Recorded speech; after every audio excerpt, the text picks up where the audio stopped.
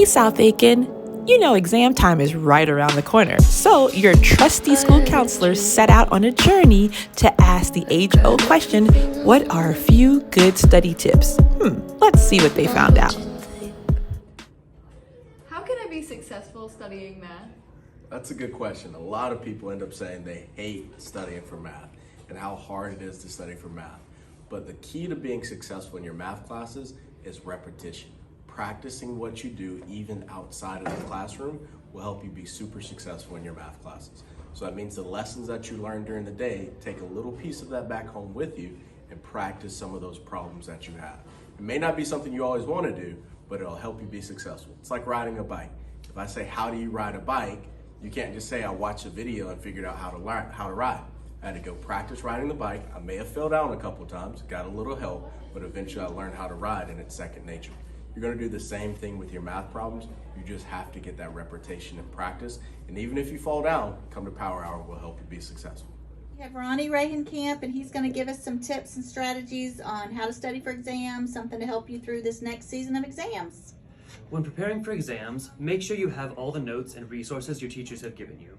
You can use these to either just go over them again with yourself or to quiz another student. When you quiz another student, not only are you helping yourself retain the information by being able to determine whether they got the answer correct, but you're helping them learn as well. Both sides in that situation gain knowledge.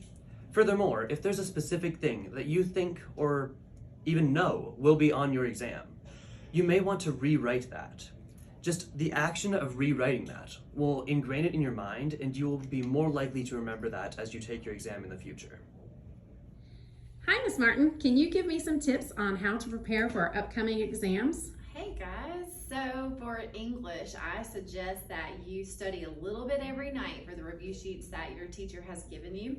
And that'll help you be prepared instead of like trying to cram the night before.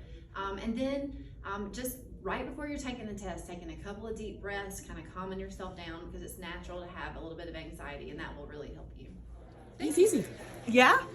So what do you do to prepare for exams? Oh, well, I usually use some great tools that my teachers give me, like Quizlet or Kahoot or Blookit, and sometimes I make my own to study vocab words or important people or important dates. They're really, really handy.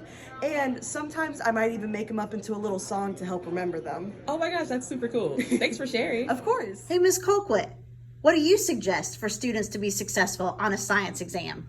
Well, upcoming, we know that we have our EOC exams that are going to be in biology, in math, and in English. With that being said, it's normal to feel anxiety whenever you have any kind of high stakes testing. And I mean, it's normal even for athletes on the field, because what that shows is that you have an investment, that you care. So maybe some ways that we can prevent some anxiety. One, I find comfort that with these end of course exams that they are untimed. So don't let that bother you. The second thing when thinking about these exams is knowing that it's 20% of your year one grade. So now you should be figuring out, okay, if I've got this so far, what do I need to get to maintain? What do I need to do to bring up my grade? Online, there's all kinds of calculators where it's your year one grade you can put in, and then 20% and what that could look like. Also ask your teachers. You know, we're here to also help you to be able to strategize as we approach this end of course exam. I know for biology that there's going to be a study guide that's going to be given for a mock exam that our school is going to be holding. So being able to truly focus in on that study guide that's given, to put your best foot forward, so that way we can figure out what strengths there are, or there's things that we need to study. But overall, we're all ready for success. Go. Hi, South Aiken. This is Callista Young. She's going to give us some tips and strategies on how to study for exams. This I put away, no distractions. Okay, South Aiken, I have Colby Sally, and he is going to give you some tips on how can you study for exams, or the best way to study for exams. Best ways for me, I would say, would be to look at your study guide, go over it, look at notes from the past quarters, and find a classmate who you can study with and go over the information. Great. Thank you, Colby. I had a dream.